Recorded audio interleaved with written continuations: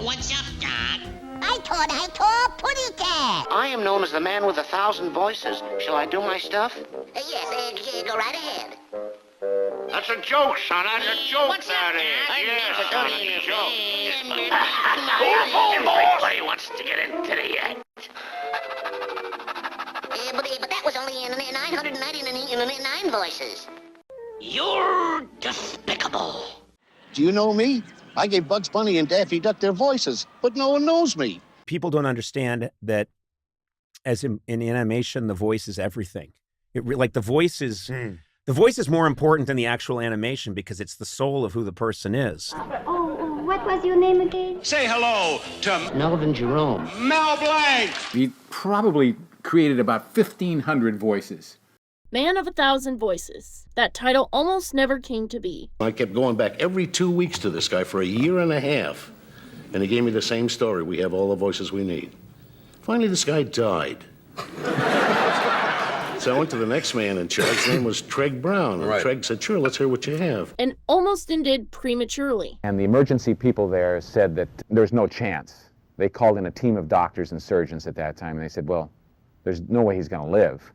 He's broken every bone in his body. On top of that, he had a triple skull fracture, and the pressure was building up on his brain.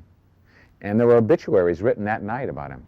Mel was born May 30th in 1908 in San Francisco, later moving to Portland, Oregon. He went to school at Lincoln High School, and as kids do, he developed a flair with sharing funny voices. He attributes a good acoustic hallway at the school to encourage him, but not everyone liked it. I had a crazy laugh. I used to do it in the school, in the high school, and run down to the end of the hall. I hear the echo. It would just echo all the way around. And I did that one time with that laugh, and I ran down the hall and I bumped right into the principal. He says, what are you running and laughing like crazy for? I said, well, I just wanted to hear myself on the echo. He says, don't do it again or I'm going to have to kick you out of school. The stinging remarks of amounting to a blank was enough for him to change the spelling of his name. When he was young, Mel also worked as a musician. My dad was talented even as a child. He was very musically oriented. In fact, he played a violin at a very early age and tuba, and he was the youngest conductor in the United States at one time at the Orpheum Theater when he was 19 years old. After looking for a job for a week, his friend and him decided to go see some working musicians, as they were real alligators. Mel met his wife, Estelle, there. She was disappointed when he didn't write down her number, but he said when it's the right girl, you remember. After kissing a letter of a job offer for his own show in Portland, he proposed to Estelle, and they eloped January 4th, 1933. But he went to the job, and nepotism had taken over. Since they didn't tell anyone they eloped, they continued to live apart. Had we left L.A. and gone to Portland to get married, so we decided to elope secretly. We went to Riverside, California, got married, had a 65-cent celebration meal, the deluxe meal. Dinner was 65 cents, kids. And then we didn't get married again with our family and relatives until about 4 or 5 months later. Soon enough, though, they had a wedding and went to work at KEX on a show called Cobwebs and Nuts. Mel did voices, and Estelle provided female voices. Mel created new life not only with a son around this time, Mel Blanc. On October 19th, 1938, he also created new life into characters with Warner Brothers on Looney Tunes. Daffy is not a lisp. People say Daffy lisp. No, he is spraying the water out of the lips. It's not a lisp, by the way. I thought a itty-bitty putty cat. Tweety was a little baby bird. So I gave him a little tiny baby voice. Ooh, I thought a putty cat. And Sylvester was a big sloppy cat, so I gave him a big sloppy voice. Suffering succotash. Speedy Gonzales was a little tiny mouse. Gracias, señorita, mi amor. Adiós, hasta la vista. And he had to talk fast because his name was Speedy. So I gave him a very fast little voice like this. My name is Speedy Gonzales. I did just wait my time to give it to the mouse, I think. See, he talks so fast you cannot understand what he says, I think. Just to think, radiant flower, you do not have to come with me to the Casbah. We are already here. He chased the pussycat and catch them and kiss them. I gave him more or less of a French voice, like so. voila. And I said only French was wrong, you know. Now all of you skunks, clear out of here! Yosemite Sam, they showed me he was a little cowboy, and he was only 2 feet tall with long red hair, and had to be recognized, so I had to give him a recognizable voice. So I gave a real loud voice, like so. My name's Yosemite Sam. This is one that almost gets me every time I use it. But the job did not come easy. I said, I'd like to audition for you and show you what I can do. He says, sorry, we've got all the voices we need. I said, but Mr. Schlesinger said that you were the one. He says, no, I'm sorry. So I was still as stubborn as him, and I went to him every 2 weeks asking him to please listen to me. And he says, I told you 100 times, I've got all the voices we need. So he kept knocking on the door for 2 years. Then Treg Brown, brilliant sound effects man for the Warner's cartoons. He happened to take over when this fellow passed away that wouldn't let my dad in the door. I went to the next guy in charge, a guy by the name of Treg Brown, and I told him that I would like to have him hear me. He said, sure, what can you do? I auditioned for him, and then he said, great, would you do it for the directors? So I auditioned for the directors, and one of the directors said, can you do a drunken bull? A drunken bull? Yeah, that had eaten some sour mash. And I thought, yes, I said, I can do a drunken bull. He said, how would it sound? I said, well, it'd sound a little like you was looking for some sour mash. He said, great, what are you doing Tuesday? He said, let's say Tuesday. I wasn't doing a darn thing. I said, yeah, I think I can make it all right. he joined the crew in December of 1936. As he voiced several characters, he asked for a raise. He was refused, but offered something other voice actors did not get: credit. Pretty soon, offers poured in for jobs, like radio. He offered up voices in 18 radio programs around the same time, in addition to Looney Tune voices.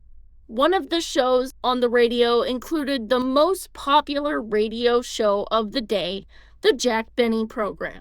Mel says one of the most famous sound effects he voiced came by accident. They were supposed to be the sound of his Maxwell. He had a 1926 Maxwell. And the phonograph record that the sound effects men used had the motor sound on it, and they'd hold their finger on it to make it go slow and stop. Well, when it came to that cue, I saw that they had forgot to put the electric plug into the socket. And I jumped up to the microphone and I made like a 1926 Maxwell.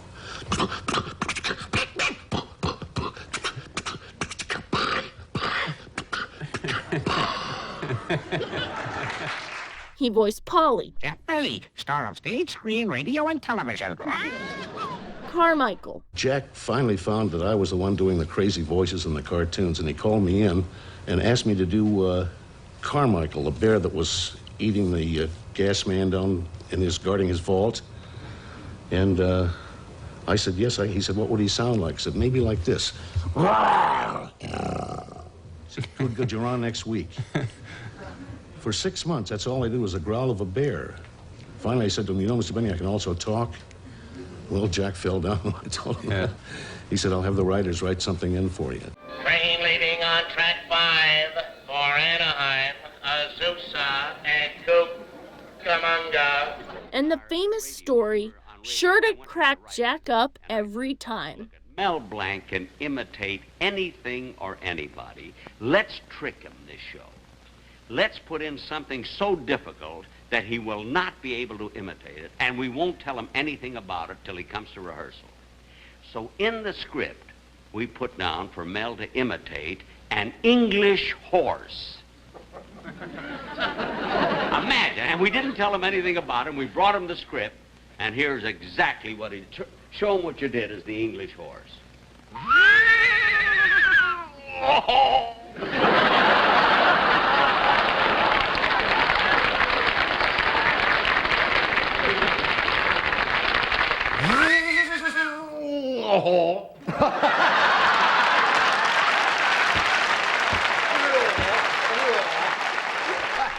But Mel also played characters like Cy in the Seaside Sue routine. Am I right in assuming that you are their leader? Huh? See, What's your name? Cy.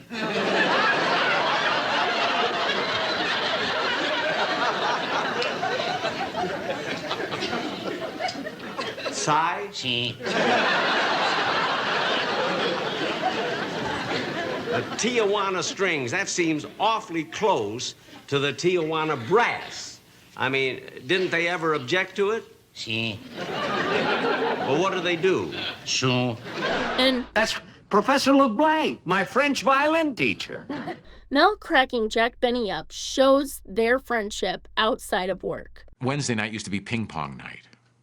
So ping pong night used to get all the people that were on the radio show, Lucille Ball and George Burns, Gracie Allen, and Jack Benny and Jack Carson. They'd all come out and play ping pong. My dad would make them soda fountain drinks, and then they'd go home. So Dad and Jack Benny became really good friends over ping pong and those nights out at the house and then up at Big Bear. Jack was a wonderful man. He wasn't only my boss, but he was one of my best friends. That's fine. So Jack, my dad, and myself went over to the Andy Devine's, the chicken restaurant. I got chicken or whatever. Yeah. And Andy came in and greeted us and everything, and we sat there. But all of a sudden, I see more chicken consumed than there is buns. Like it's disappearing into thin air. Where the heck does the chicken go? And then I see Jack taking the chicken, wrapping it in the napkin, and putting it in his windbreaker. And he wrapped the next piece up, put it in his windbreaker. He says, I got food for tomorrow when we go fishing. Until we got to the door, when my mom opened the door and said, Jack, what happened to your jacket? And he looks down, there's grease spots.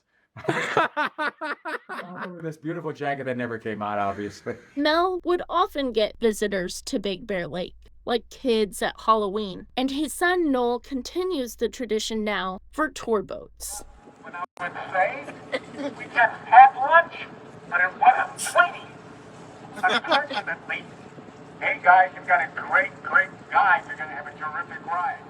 We've been here about 77 years. We found this lot for about $600 when I was a little kid, and we've been here ever since, at least 6 months out of the year.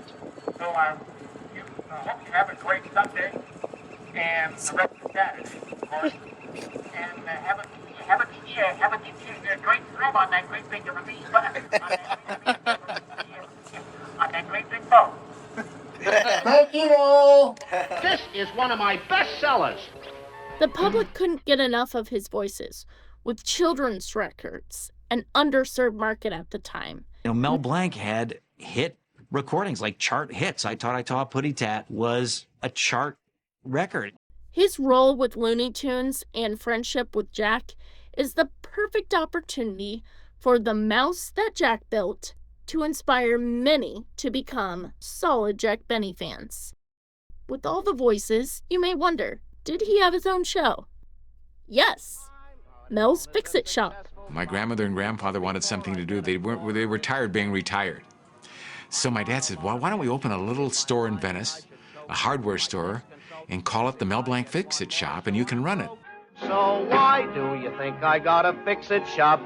'Cause for radio his face was meant. That was a little much for him, doing all the other shows plus his own radio show. In January of 1961, my dad had a recording session in Hollywood, and he didn't show up for it. Tragedy struck, and Mel's voice was in danger of never being heard from again. He had been involved in a head-on collision on Dead Man's Curve. It happened that a kid driving a 98 Oldsmobile, great big car, ran into a small Aston Martin sports car. They didn't expect him to live for the first 12, 13 days. And as Mel's coma continues, one doctor gets an idea. This is a true story because I was there. The doctor came up to him, and there was a Bugs Bunny television show going on the television set. At that time, the Bugs Bunny show was on. And he shouted, "Hey, Bugs Bunny, how are you feeling today?" Now, you haven't seen him since, well, from Lafayette, Indiana, the doctor who worked with Bugs Bunny to save your life, neurosurgeon Dr. Louis Conway.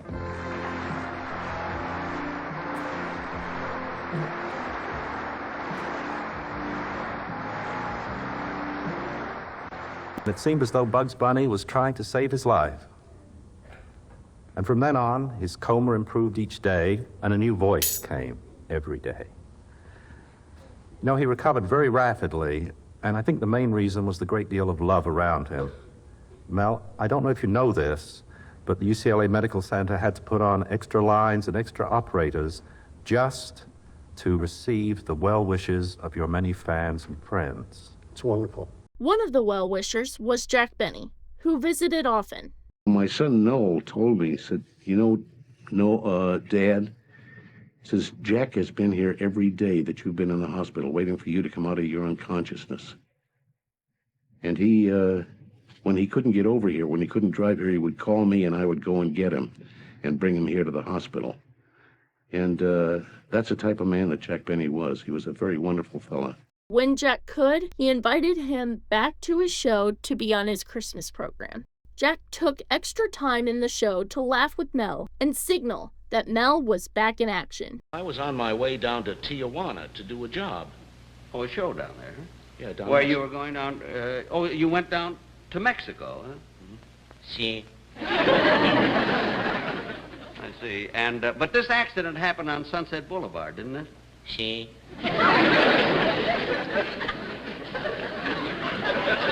Did you find out who it was that bumped into you? See. What was his name? Sign.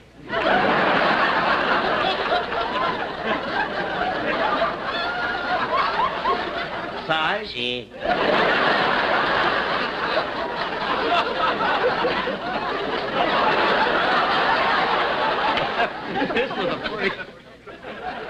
This was a pretty horrible accident. Aren't you going to do something about it? See. What are you going to do? So. Mel sued the city to fix Dead Man's Curve. Since you recovered from that terrible accident that almost took your life, you've gone on to record hundreds of cartoons and commercials, and you're still actively recording every week. Plus, when you're not in a recording booth, you're taking your talents into hospitals to entertain children and burn centers all across the country. Because yours is a special gift, Mel, a gift that touches us all. It touches the child in us all. And here to help us celebrate your life and your career of over 50 years are some children with a special gift for you. Oh.